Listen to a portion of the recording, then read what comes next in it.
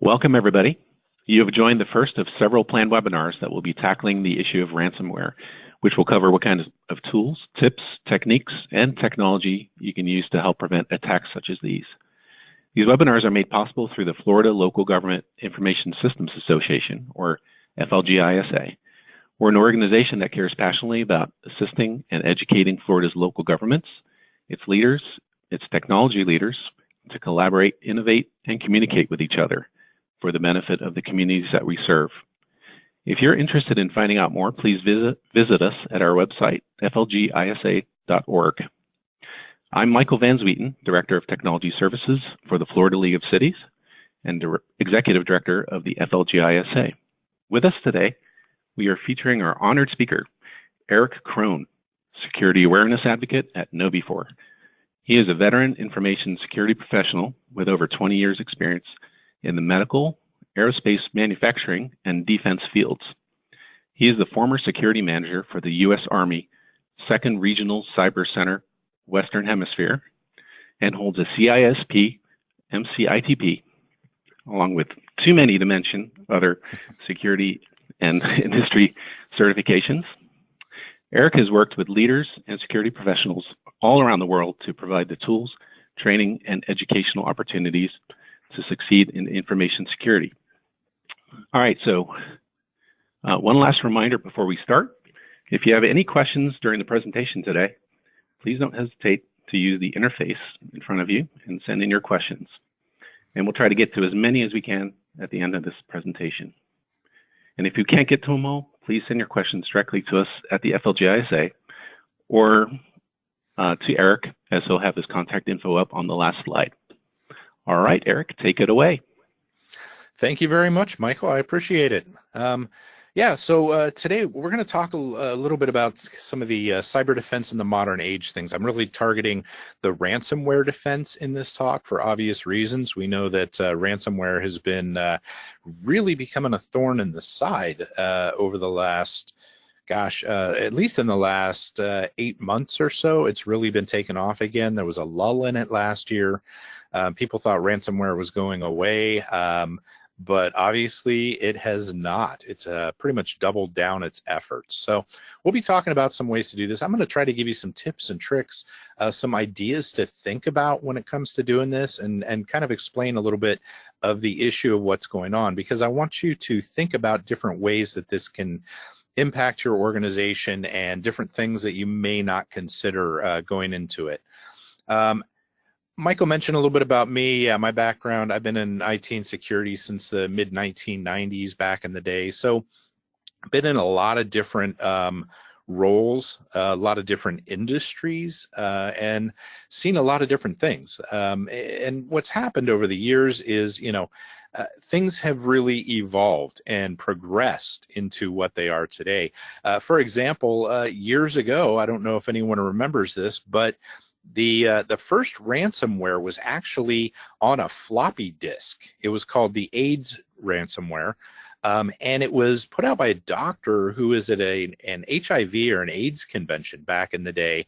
And basically what it did is, when you ran this program, when you launched this thing, it wrote itself to what was called the autoexec BAT back in the day, and after 20 reboots, it would encrypt the file names of the things on your computer.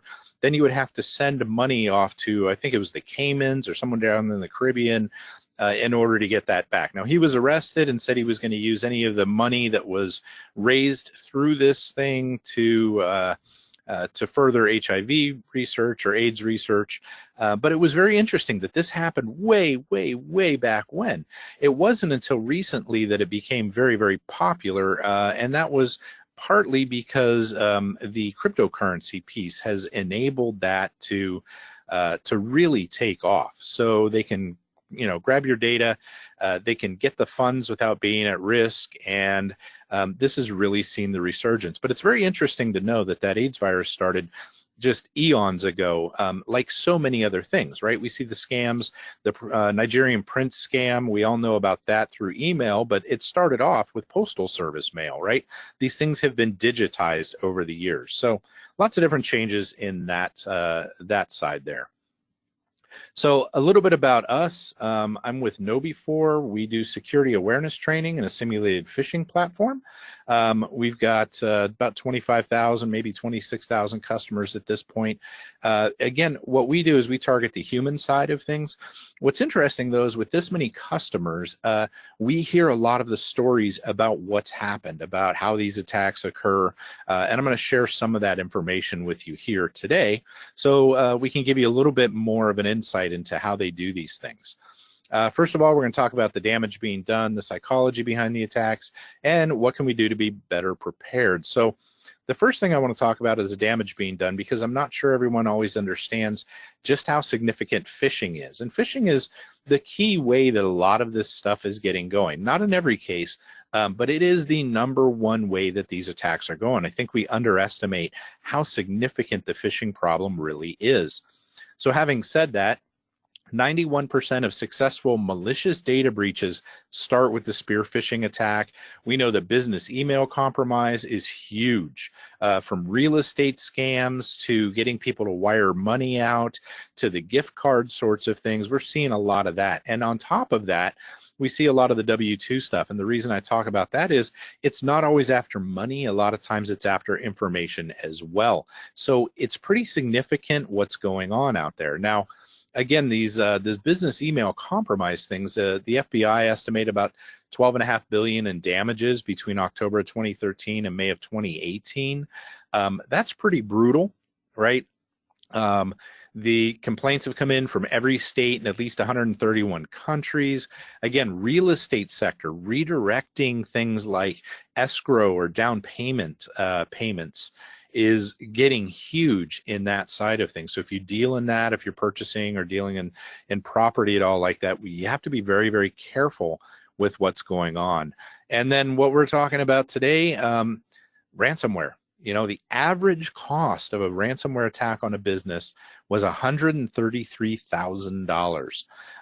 And here's interesting, from Sophos, the company that does endpoint protection, 75% of companies infected had up-to-date endpoint protection. That means their antivirus was up-to-date when they got hit with ransomware. The bad guys are very, very creative. They're very, very smart. This isn't a bunch of kids in mom and dad's basement drinking Mountain Dew, eating pizza, right? These are very, very organized attacks. And here's a statistic that's important to understand from Kaspersky. 34% of businesses hit with malware took a week or more to regain access to their data. Now, I want to bring that to attention, because we have to understand how damaging it is to lose a system for a week or more. A lot of times the real damage being done by ransomware, there's money involved, but it's the downtime, especially when you're in a municipality or city, state government, where you're trying to deal with giving services to a lot of people. This is why the healthcare sector, manufacturing, and your sector there is hit so hard these days, because manufacturing, you need all this stuff in order to continue to make parts. You can't make parts or things, you can't sell your widgets, right? Healthcare, doctors can't work on people if they don't have the information. No surgeon is going to take a person in and perform surgery on them if they can't see all of their medical records. This data has value, and this is one of the reasons why. The longer you're without the data, the worse off you are as an organization, right? And this is why that number is so brutal. And I want you to think about that. If you could not do the things you do on your computers, if your computer systems were down for a week or more, how would that impact your organization? And that just drives home how serious this really is. Now, one of the key things here that we have to understand is breaches are becoming common, and the loss of credentials is a pandemic. Now, what we're seeing here, what I mean by this is, the world is on fire around us, and we're like, okay, we're so desensitized to every time we hear, oh, there was a breach here, oh, there was a breach there. We're getting this, just tired of seeing all of these breaches or hearing about all of these breaches, right? It's called breach fatigue. But what's important about a lot of these breaches is the credentials. In other words, the email and password combinations are getting lost out there quite a bit. And besides phishing, that is the way that a lot of these bad guys are causing havoc with ransomware. They get in through like a remote access portal using credentials, a username and password of somebody that's been leaked out in another breach or somehow or another phished out of the people. So that's one of the ways that they get into these things. And the more we see this happen, and unfortunately what happens is people tend to reuse the same username and password over and over again for different sites, different logins, things like that. Well, what happens is the bad guys know this. And so when this happens, they'll get these lists of things and they will try them on different accounts over and over again. It's called credential stuffing, and it's very, very effective getting people into systems. So we have to understand this is going on. We're also hearing about it in the papers, reading more and more about these sorts of things, right? So when it comes to ransomware, like I said, healthcare, manufacturing, city, state, local government, municipalities, getting hit hard. And according to Recorded Future, at least 170 U.S. state and local governments have publicly acknowledged ransomware intrusion since 2013. That's 170 that have publicly acknowledged it, right? Well, what about those organizations that, it takes out a handful of workstations, they just reload them and move on, right? We don't even know the true numbers of how many people have actually been hit. What I will say is most of the time, if it's going to be publicly acknowledged, that means it was a pretty significant one. And the thing is, it's not always student or local or city or local government operations either. I don't want to get confused with that, where we think of that. We see a lot of school districts or ISDs being hit by this as well.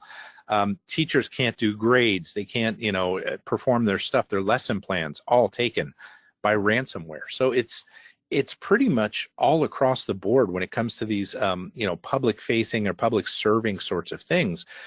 These attacks continue to wreak havoc in there. And a couple of examples I want to talk about here. Baltimore, Maryland, pretty reasonably recent one here. This was the Robinhood strain of ransomware. This was a smaller ransom demand. It was 3 Bitcoins for a single system or 13 for all of them, which at the time it was about $76K to recover all of them. Now they decided not to do that. And there's a couple of reasons for that. Number one, you don't want to finance these folks to go do it elsewhere. Number two, when you get your data back, it's always going to be a little bit suspect. A lot of times there's corruption. There's never a guarantee that if you pay, you're actually going to get your data back or all of your data back. There's often a lot of data that will not end up coming back. So that can be pretty significant. But unfortunately, they're estimating the current recovery cost at about $18 million. So that's a lot of money to be done here. We see that kind of stuff going on quite a bit. Now, this is Jackson County, Georgia. This got hit by Ryuk strain of ransomware. That seems to be going on quite a bit. Ryuk is involved in the ones you may have heard of, triple threat, like what happened to Lake City and a couple others around here. This ransom they paid was about $400,000. Now, what's important, and the reason I use this up there is I want you to understand how significant these sorts of things are. It says everything we have is down. This was a quote from the sheriff. We're doing our bookings the way we used to do it before computers. We're operating by paper in terms of reports and arrest bookings. We've continued to function. It's just more difficult. But here's the thing. If you think about your processes and procedures, consider how you would do these on paper. That's something that a lot of folks don't consider all that much anymore, is how would this work if we had no computers? How do we book people? I've seen places where they were not able to do marriage license, real estate transactions.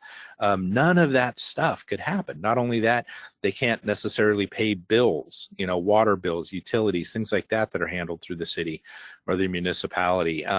So then there's an income collection issue, which is going to involve eventually having to go back and spend money to rebuild these people or modify that. There's a lot of costs that are associated with these sorts of things that we have to consider and think about when it comes down to it. And the thing is also, there are other places where people don't always think as well. This is an example of Washington, D.C. This was back in January of 2017. 127 of the 183 networked video recorders got taken down by ransomware. Now, this was, they were down for a few days, and this was the week before the presidential inauguration. Now, if you remember, this was one of those inaugurations that was somewhat politically heated. There was a lot of stuff like that. Imagine having essentially the city's surveillance down in a situation like this for a few days, a week before the inauguration. They lost all the video on the recorders, but they were able to get them back up in a few days. We've seen body cam footage lost. We've seen evidence lost. There was one place that got hit, and bless them, the quote that they had in the paper was, "At least the clock still works." That was like the highlight of the whole thing, was at least their clock still works. So the reason, again, I'm talking about this is we have to take it seriously. This is not joking. This is significant stuff that's hitting your organization. And the fact is, anybody within the organization can accidentally launch this within the organization. In other words, it could go to a receptionist or a regular worker that if they have access to things and they click on that attachment or that link or open that document, it's entirely possible that it can start from anywhere within the organization. It's not just key places. It's pretty much anybody with a computer and generally email. So the next thing we're going to talk about a little bit is the psychology behind the attacks, right? Again, most of these are done through phishing emails, and these phishing emails are highly advanced, much more so than you may think or consider, all right? So there's a lot of psychology these guys use. And I'm going to do a quick little trick here as we go into this, just to kind of drive home the point. They use a lot of these kind of tricks that magicians and con artists and things like that use. So as we get started on this, let me go ahead and we're going to do something that you may have never experienced before, but it should be pretty fun. First of all, we're going to do a card trick on the internet, right? I want you to pick a card. I want you to pick one of these cards on here. Remember which card it is, and I'm going to make this card disappear. So you should have your card picked now, and voila, through the magic of PowerPoint, I'm going to make your card disappear. So I'm betting your card is gone right now. I know your card is gone right now. So how did this happen? How did we do this? Well, this is a trick that's used by the bad guys, right? Sometimes it's a focus diversion sort of thing, or focus redirection thing. So the way that we did this is we started with this deck of cards and we ended with this set of cards, right? What is different about this? Well, you may notice they're two completely different sets of cards. By rushing you through the process and by getting you to focus on one thing, you probably didn't notice. So the first time up, we're asking you to focus on the one card, pick your card, choose your card, etc., etc. Now, you'll also notice that these are laid out in such a way as to trick you. The color patterns, although the cards are all different, the color patterns are made so that you won't notice when we put the card back in there, right? When we put that deck back in there, it's still red king, black king, you know, on the other side, black queen, black jack, etc., etc., right? The patterns are there. If the second set of cards were all just number cards, you'd notice immediately, right? These are some of the psychological tricks that the bad guys use by getting you focused on one thing, oftentimes through emotions in an email. They'll get you riled up on one thing. They'll get you to click a link and then go do something because you're so focused on the message that they gave you, you're not looking up there in the URL bar to make sure it's actually going to Microsoft or wherever it is they're sending you to log into these pages. That's the kind of tricks that they use to get you so you don't notice that you're going to places you aren't supposed to be or shouldn't be going, that they're tricking you in this way. So it's an interesting way that happens. Now, something that we also need to understand is it's all about deception when they're trying to do this to you, when they're trying to phish you for this information, get into these systems. And we have to understand the root of deception. Well, our brains actually have filters. We develop these filters over our lifetimes growing up, different things we've experienced. If so many times when something happens, something else is the result of it, we then have a filter where that's our expectation, right? So our brain's job is to filter, interpret, and present reality. Well, things that we smell, taste, touch, hear, those aren't always reality. because of these filters. Now, if you think I'm crazy by saying that, let's point out something that was not too long ago either, right? What color was the dress? What is the reality there? Was it blue and black or was it white and gold? Well, you have two people sitting at the same monitor, same desk, looking at the same picture, seeing two different colors, right? And there are physical characteristics that come into play here, you know, what our eyes do and how we perceive light, and that's fine too. But our brain takes the information we're given and it filters it. Just like the audio files, if you ever heard that, the Yanni or Laurel one, you know, which one was it? Was it Yanni or Laurel? What was interesting about that one is, yes, you had physical filters again. You're hearing what frequencies you heard. But here's the thing. Once your brain picked a color or picked that sound, it was extremely hard to try to pick the other one. Like in the Yanni or Laurel one, both sounds were in that audio, but your brain would completely filter out the other one. This is your brain's filter and presenting reality, right? So the bad guys will try to use things to tweak that, usually again through emotions, to get you not thinking about a certain thing and try to filter out the other stuff, okay? Sounds very complicated, yes it is, but the point is, this is very, very sophisticated stuff that they're doing here. This is not just simple stuff. There is actual psychology involved, very, very intelligent people that if they put their minds to working in the right way, could make a huge difference in the world. Unfortunately, they've decided that, you know, through whatever reasons, they want to go after us in less good ways. So the question is, what do we do to be better prepared? Okay, this is always a challenge because in security, there's just so much that we have to try to do. And so what I did is I tried to put together 6 low-cost things we can do in our organizations to prepare. This is kind of focused on, you know, the security people or the IT people, but these are the things that we can try to do to be better prepared for these sorts of attacks, okay?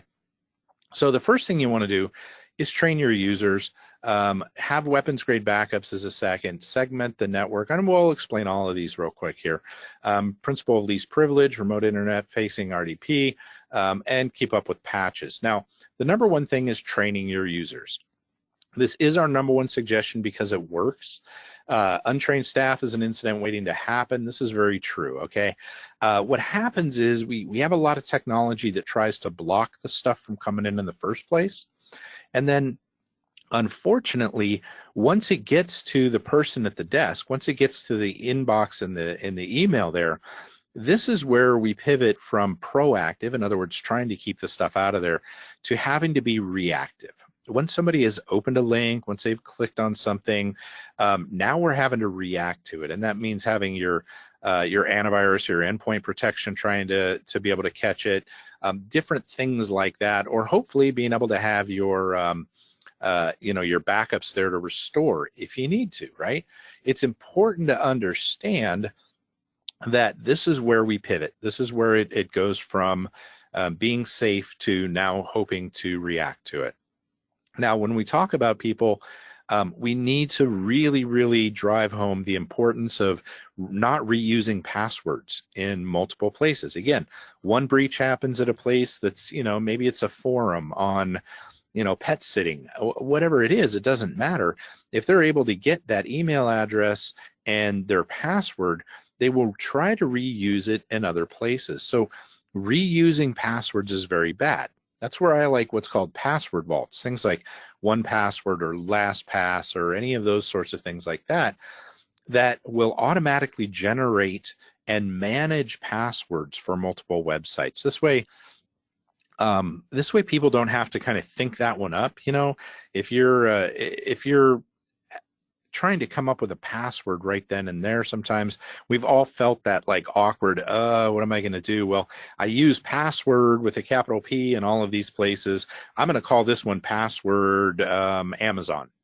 Okay, so you just come up with one, but it's so similar to the other things, or it's the same as the others, it ends up being a pattern. That's where these help with that reuse thing, because they just generate it, manage it. And I'll tell you, I am a user of what's called LastPass right now. under threat of death, I could probably not tell you what 2/3 or 3/4 of my passwords are because I've never actually seen them. The manager takes care of it. Now, there's a learning curve here. There is some things you have to get used to when you use these sorts of things, but it is much, much better than coming up with them yourself. It's also better than doing it through, say, your web browser, because there are things there that are designed to be able to pull the passwords out of your web browser. So password vaults are a great way to go. When we train people, though, it's got to be interactive, relevant, and ongoing. Here's the thing. When we train people how to be safe through our organizations, we're not only training them to be safe within our organizations, but also at home. And that's a message that we forget to give people a lot of times.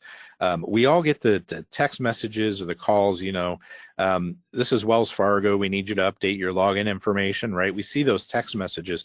They attack people at home. And believe it or not, ransomware even attacks people at home. And this is an eye-opener sometimes for folks. Imagine you accidentally click on something at home, and it goes through and locks down all of the pictures of your kids, their first birthdays, things like that.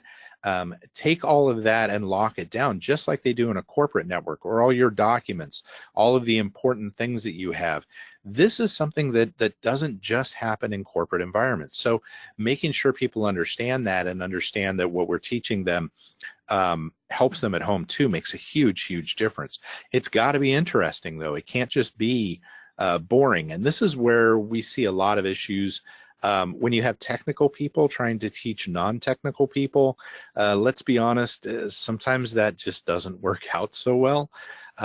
So we have to work on how we do this and make it fun, make it relevant.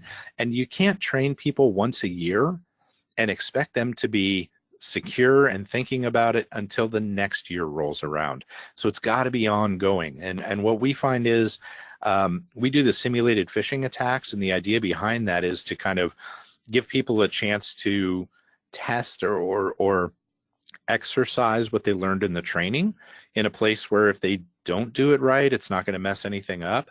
So you give them a chance to exercise that in a fail-safe environment, but it also keeps them remembering that these sorts of things are going on. It keeps their eyes open and keeps them looking for these sorts of emails.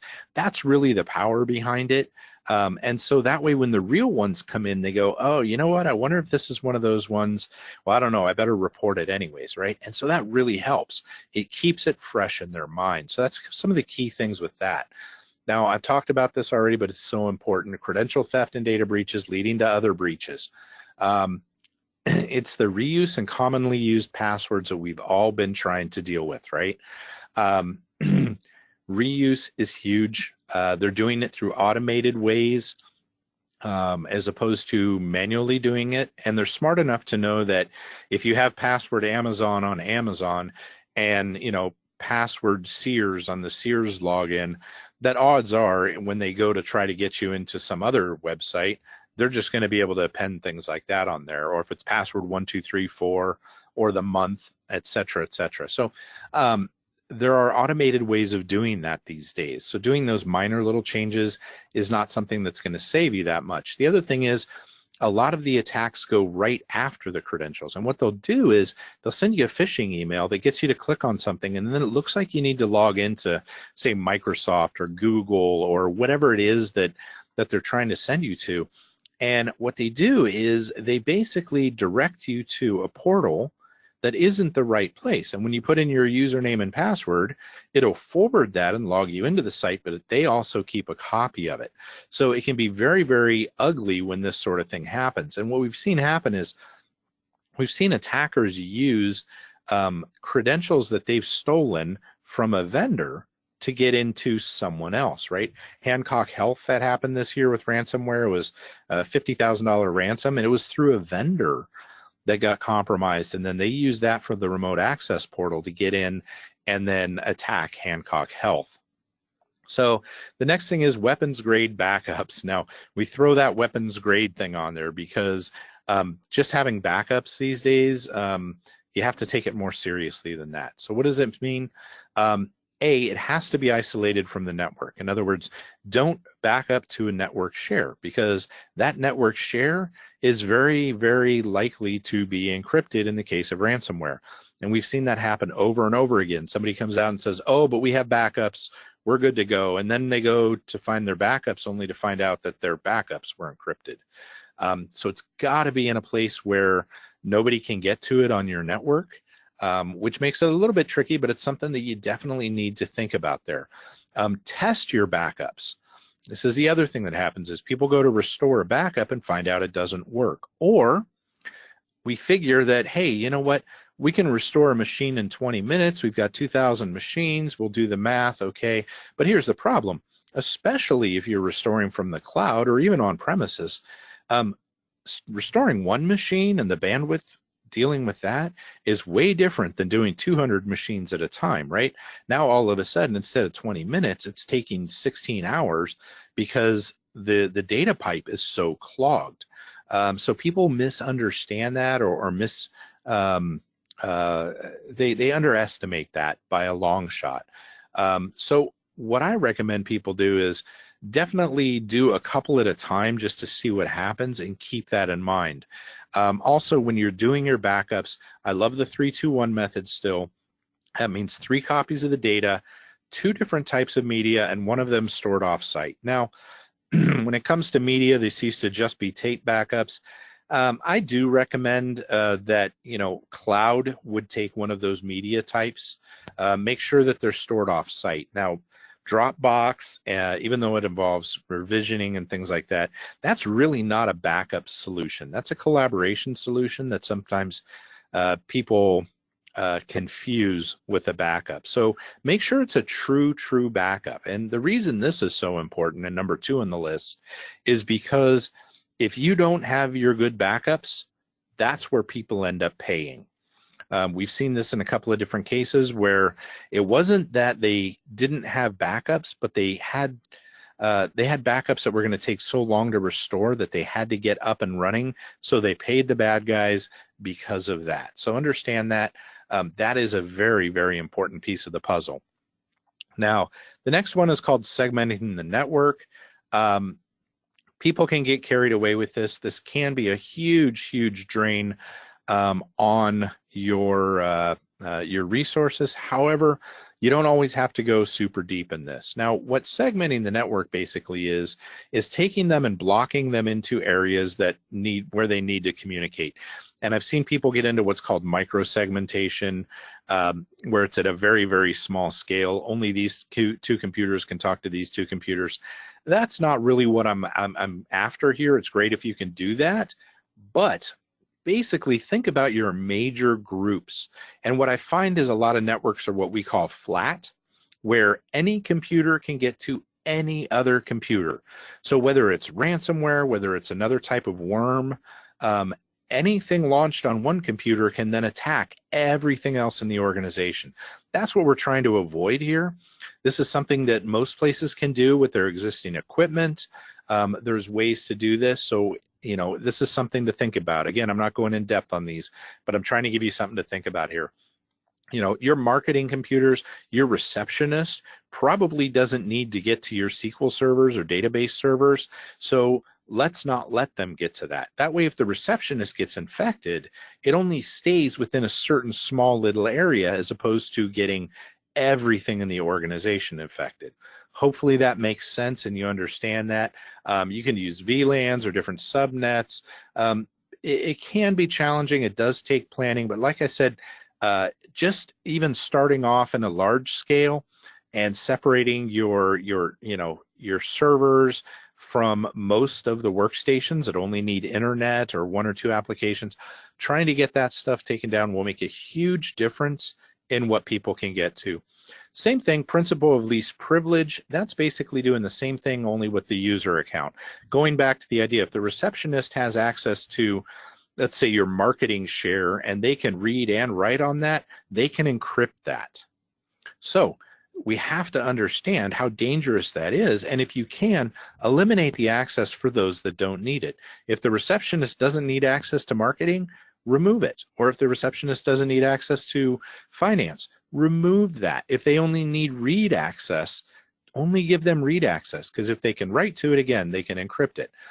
Interestingly enough, from Forbes, 74% of IT decision makers surveyed for in places been breached say it involved privileged access credential abuse. In other words, somebody using a high-level credential like an administrator to cause problems. Well, a lot of places still make everyone administrators on their machines, or they share accounts all over the place.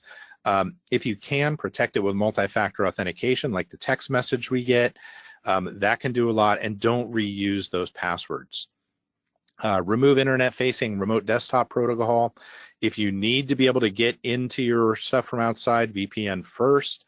We see this happen so often that they have Windows machines accessible from the internet, and the bad guys, this is where they're driving right through the front door. The SamSam group is famous for having done that, so keep that in mind. Even if you do have to do that for whatever reason, make sure you know if somebody tries to log in a few times, it alerts you or locks their account. And then finally, keeping up with the patches. We all know that keeping up with the patches has been something that has been a challenge for a long time. Operating systems, applications, and browser extensions need to be kept patched. Don't forget those. It's not easy. Focus on your biggest vulnerabilities and use data to determine the priorities. My coworker and colleague Roger Grimes has a great book called Data-Driven Defense, and the idea there is to look at what your actual threats are, not necessarily trying to do everything. In other words, if you have one computer in the place that runs Java, do you really need to be focusing on patching Java across the board or putting a lot of resources into the Java patches, right? Probably not. So it's picking those sorts of things. So in summary, usually a lot of ways to improve security without adding additional technology. Some of these methods will require improved documentation and changing some processes. Frankly, I don't think that's always a bad thing, but they are also very effective against phishing attacks or human hackers. In other words, a bad guy gets into one machine, whether it's ransomware or not, you get a hacker on a machine and now you have it segmented, they can't get around to all of the other things. They're very limited what they can attack, right? Policies, things, you know, they can impact things like when somebody pretends to be the executive director or someone in leadership that says, I need you to wire a bunch of money. If you have a policy in place that says, pick up the phone and call first, that can help eliminate a lot of those things. So it helps you kind of nail some of that stuff down. And working on the security culture helps your organization spot new trends and attacks as they evolve.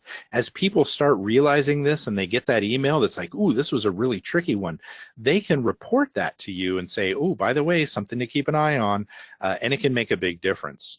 So having said that, there is something that I will get to Michael here. It's a link to this, or you can go to knowbe4.com. I think it's under the /resources page. There's a ransomware hostage rescue manual. We're about to release a new version. I just did some updates on probably today or tomorrow. This is a really, actually, I really like this white paper because it has some checklists. It has some things to do before and after you get hit. So if you've ever wondered, like, what happens once I get hit, this kind of walks you through what they're going to be looking for, things that you can do, what you need to unplug and why. That sort of information is all in here. So it's a pretty good book. I recommend that people print it out and have it kind of around where they may need to reference it, because, you know, if your systems are down, what can you do? But put it in with your recovery type stuff, your continuity of operations guide. I really, really do like this white paper. I didn't even write it in the first place, but still really, really like it. So feel free to check that out, or we can get you a copy of it. So that being said, hopefully we got some questions out there. There usually are. This is my contact information. I know we went through some of that stuff pretty quick. Please feel free to reach out to me at any time. I'm happy to help you with any questions you might have that we can't get to here or think about later. So thank you very much. Michael, how's it looking? All right, thank you very much, Eric. That was very informational. Appreciate it. So we do have a couple of questions here. I'll go down the list. The first one is talking about jump drives and employees wanting to bring files home on jump drives and bringing them back to work and resaving stuff to the server. If you could talk a little bit to the dangers and risks involved in that. Yeah, you can't see me right now, but I'm flailing my arms around going, danger, Will Robinson, danger, This is definitely a dangerous practice, unfortunately. We really need to understand when it is something that is really required. Okay, so here would be my recommendation on something like that.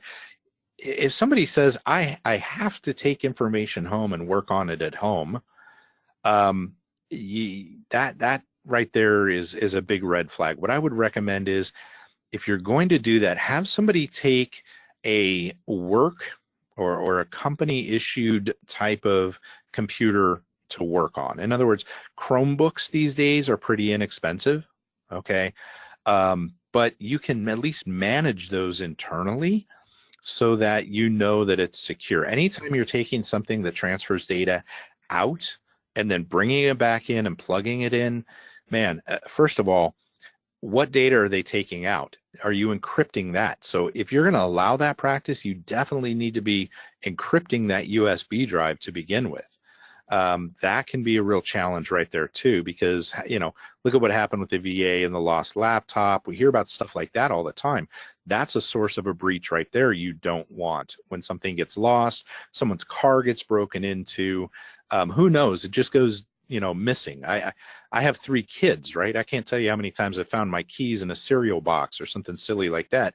Well, if your person takes home data and it goes missing in their home, you're still going to have an issue on your hands because you don't know what happened to it, right? So that could lead to a breach because the 2-year-old went and took it in places, right? These are all things that you have to consider with that. My recommendation, and I know this is me being kind of a hard-nosed security guy, but my recommendation is, unless it is absolutely critical, don't let that be a practice to begin with. That needs to be a policy thing. And, maybe a bigger talk needs to happen there about if this person has to take home data and work on it at home all the time, especially if it's after hours, you have a resourcing issue there as well. Thank you. There's another question here. You talked a little bit about phishing and spear phishing earlier on, and people also experience terms called vishing and smishing. I'm wondering if you could talk a little bit more to those terms as well. Yeah, absolutely. So when it comes to phishing, so everybody understands, phishing is kind of the commodity. Let's just throw a bunch of stuff out there and see who answers it. Okay. That's phishing. Then you get into spear phishing, which is they gather some information about the person, or they have some way of making it much more targeted. That's the spear phishing. So imagine fishing is like the big boat dragging a net along, seeing what it can grab. Spear phishing is the guy in the scuba suit out there picking 1 or 2 fish to go after. That's that level. Well, then you have other things called smishing, which is SMS phishing. That's been made famous by our friends supposedly at the IRS or at our banks, right? So this is where they use a text message or an SMS message to try to get you to do something, right? So it's a text message phish, if you will. And then vishing is the voice version of that. So somebody calls you up and says, this is Microsoft, your computer has a virus and we're here to help you. It reported its virus to us, and we're going to help you resolve that issue. That's a vishing or a voice phishing attack, and those can be actually very successful. We've actually seen people within organizations that have their own IT shop get that call from a scammer saying they're with Microsoft, that turn around and actually let them on the computer, remote access, because that's what they usually do, even though they have their own IT shop, because they're very, very convincing about it. So we need to make sure that people understand that's not a thing. But the phone calls, this is the IRS, you're going to be arrested if you don't get a bunch of iTunes gift cards to us by the end of your shift. To us, this seems very, very basic, right? We're like, we would never fall for that sort of thing. But I'll caution you on this. Until you're in that emotional state where somebody is threatening this to you directly, and who knows what else is going on in your life, right? Until you've been in that spot, it's really hard to understand how convincing some of these guys are, and how much they can use these different types of things to get to you. The other thing we see is a hybrid attack. In other words, they'll send you an email, and if you don't open the email within a few minutes, what they'll do is they'll send a text message that looks like it's from whoever and say, hey, I just sent you a critical, important email. I want you to go open that up, okay? And so then the person lets their guard down because they got this from two different directions. So they go, oh, it must be legitimate if I got a text message about it also, right? And they're usually spoofing or trying to pretend they're somebody else, coworker, leadership, something like that. But people let their guard down because they don't expect for that second thing to come in. And that's the hybrid side where we've seen that happen. So they're mixing and matching these things as well. Great. You talked a little bit earlier about LastPass, and I'm a huge fan of that password manager myself as well. Awesome. Somebody asked, can you talk a little bit about the use between strong passwords versus strong passphrases? And they said that they heard lengthy passphrases are more difficult to crack. And that's true. I am a proponent of passphrases. And if you look at what NIST did, they kind of moving away from these strong passwords. And I'll tell you right now, as security professionals and IT folks, we've been telling people that they have to have a 15-character password. It has to have upper and lower and $signs and blah, blah, blah, blah, blah, and all of this. That's a very difficult thing for somebody to remember. So they tend to write it down, or even worse, they tend to put it in Notepad or Excel and keep it on their computer, and something that they try to disguise as something else maybe, or maybe not. They just call it passwords. Who knows? And so it's very hard to remember a word like that. Now, when you take a passphrase and put it together, those tend to be easier to remember, and they're long, and there's something that the longer it is, the harder it is for them to crack. Now, having said that, I will repeat what I said in here before. Password reuse is your bigger issue when it comes to passwords. Much more so than somebody trying to crack a bunch of passwords is having it reused. So any way that you can reduce that from happening is huge. Now, again, I use LastPass as well. I do love LastPass. I use a long passphrase to secure LastPass, and then I also use what's called a YubiKey, which is a little hardware multi-factor device that I have to plug into the computer every time I go to log into LastPass to keep that secure. That's maybe stretching it a little bit for some people, but I highly recommend, if you're going to use one of those sorts of managers, use a long passphrase and use some sort of multi-factor authentication. And passphrases are, typically something you'll put together that's a little bit nonsensical. Purple horse, yellow shoes on Tuesday would be, a passphrase. Don't try it. I didn't use that anywhere. I just made that up. So, that's not my LastPass one.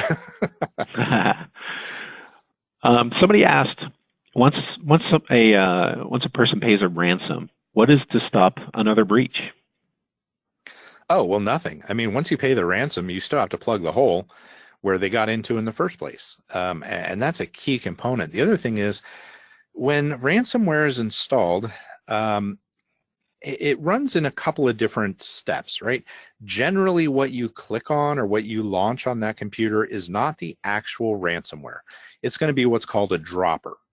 Now, that dropper is going to reach out to the internet, and it's going to download the ransomware. But we've also seen it download other things like crypto mining software, like cryptojacking, and download multiple types of malware and install them at the same time. So even if you pay the ransom and the quote-unquote ransomware is gone, you don't know what else has been installed on these computers. And that's one of the reasons I do prefer where some of these places just bite the bullet, like like Baltimore did or Atlanta did, and say, you know what, we don't know what's happened. We're going to have to rebuild from scratch. So paying the ransom really isn't going to help us in this case because you don't know what else has been modified. So we see those doubled up quite a bit. We've actually even seen ransomware used as what we call like the trash can fire or distraction. So ransomware is so very in your face that they'll launch it over here, and then all of the security people are running around trying to fight that little deal. And then we've actually seen them start spear phishing campaigns against the executives or the leadership at the same time, because everyone else is running around dealing with this other problem that's distracting, and it takes the eye off the prize, if that makes sense. Thank you. Another question here. Somebody mentioned that consultants are recommending for people not to put individual email contacts on their websites and instead to use cumbersome forms to get in touch with people at the city. What are your thoughts on that one? Well, based on the cumbersome forms descriptor there, I can tell where the questioner here is feeling about those forms. Is it secure? Is it more secure? Probably, possibly, maybe. The other thing you can do is use more generic ones like sales at or department name at instead of making them go through a form, honestly. But here's the deal. The minute I communicate with somebody, or the minute I find out that Bob Jones is B Jones at whatever it is .com or .org .gov, I know who everyone else is going to be, or most of the other people. So it really, honestly, practically doesn't save you a whole lot, but it may not be a bad idea to go with a more generic sort of deal on the stuff that you post up there. Quite frankly, that information is going to be out there regardless, and it may slow me down by like 0.2 seconds to try to figure that out, but it ain't enough to make a difference, honestly. Mm-hmm. Somebody asked, can you give us some practical steps or first steps on how to build a security culture? Yeah. So a security culture, it's an interesting thing. A lot of it evolves around the training portion, okay? Because you need to expose these people to this stuff, and you need to do that. But it's how you do that. It's the messaging you use that starts to build the culture, right? And what I found is when you're trying to build a good security culture, you need to focus on the positives. In other words, don't ever shame someone for doing something wrong. Congratulate people for doing what's right. Okay, I've seen like we do the simulated phishing piece, right? So what we recommend is that a simulated phishing email go out at least once per month, twice a month if you can do it. And what they do is a lot of organizations will take that and they'll turn that into a kudos. Maybe the person who had the lowest phish percentage or reported the most correct phishing emails that month gets a special parking spot or a trophy, or the department that did the best in the phishing tests gets a little pizza party or an ice cream party or something like that, right? So make positive kind of gamification pieces to it, and that gets people interested in it. And it also, again, comes back to the messaging to let them know that these are things that are going to help you personally as well. I like to use the example, if I tell somebody there's a blue Hyundai in the parking lot, you go, okay, great, you're aware of that. But if I tell somebody that there's a blue Hyundai in the parking lot and your name is spray painted across the side of it, all of a sudden it's relevant to you and you really care, right? So if you can drive that relevance home to people and get them interested in it, you can get them taken a little bit more seriously. But gamify it. We provide like posters and stuff, the files where you can print posters to put up. So we make a whole campaign out of that. And I'll give you an example of where security culture can come into play. I was with the DoD for about 10 years with the Army, and in our organization, we dealt a lot in classified materials. Well, you were expected that if you saw somebody that didn't have a badge hanging around their neck, that you would challenge them. and you are expected by everybody that happens. So what happens is in these organizations, you have the same demographics that you have on the outside, right? You have these people that avoid confrontation at all cost as well. So how do you get those people then to be willing to confront those folks? Well, that's where the culture comes into place. And these people, they would know that if they didn't challenge these people, that they maybe challenge themselves, because we would run tests where we would walk around without a lanyard and see if people let us go by. Well, we weren't mean about it, but we also let people know that this could be kind of uncomfortable either way, so you're better off doing the right thing in the first place. And so that would help with that. Now, when you have a culture too, when you start to develop that culture, it's difficult in the beginning. And there are some books on this. Perry Carpenter, another one of my colleagues, wrote one, Transformational Security Awareness. It's fantastic in the psychology behind this. But one of the things that also happens is once you have a culture starting in place, as new people come in, they look around and they learn from the social activities of others. In other words, what's accepted, what's not accepted in the workplace. And if they see that these things are not accepted, like leaving your computer unlocked, they will naturally start to do the right thing. So there's a lot of things involved in that, but it takes a little while to get going. But once you get that momentum, it's a whole lot easier to continue going down that road. So there's a lot to building a culture, but the key part of it is getting the information out there in a way that matters to them. And then sometimes even getting advocates, those people that are naturally involved or naturally have a security mindset, pick those in the different departments and start to work with them specifically on spreading that message and how you can do that. That's some ideas. Excellent. Yeah. I don't know if you have a stat for this, but do you happen to know what percentage businesses that pay ransoms actually receive a successful decryption key back? Most of the time, that's actually good. I don't have the exact stat. I want to say somewhere, I had read it was about 78%, okay? But getting that key is the first of your problems. That's not necessarily it. Again, a lot of these times, some of the files will be corrupt. What happens is, imagine when we encrypt something for good, right? Like we encrypt a hard drive on a laptop or a USB key. There are things in place that the encryption is going to make sure that what went into the machine can come out of the machine, okay?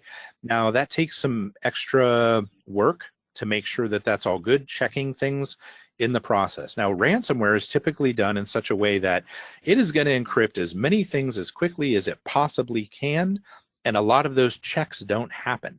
So what happens is the files can become corrupt during the encryption process much easier than when you're trying to do it the right way, okay?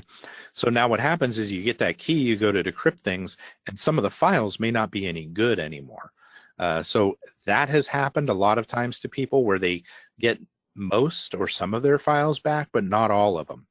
But generally speaking, ransomware, if you do pay, you're going to get the decryption key, and it will probably work on most things. Interestingly enough, there's some strains of ransomware out there. There was one called Spora that actually had a chat box where you could chat with the people immediately right there. And some of the tech support for ransomware is actually better than a lot of the vendors we use. It's pathetic, it's horrible, but they want to get their money. So they're going to help people buy Bitcoin. They're going to help people get through those steps, which is just mind-blowing to me. But they really do have some of the better tech support than a lot of the vendors with our normal software. So they do that because they know if the reputation gets out there that even if you pay, you won't get any of your data back, people are going to stop paying. So they do put a lot of effort into that. Okay. Thank you, Eric.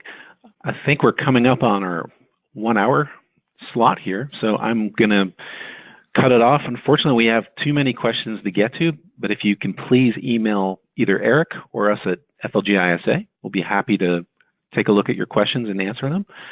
But I just wanted to give a big shout out and thank you to Erich and Knowbe4 for all this great information, all the great takeaways, and speaking to this very important subject for us all. So please keep your eye out for our next webinar too. We're scheduling one for next week at 10 a.m. on Friday, July the 19th. So thanks again, Eric. Really appreciate this.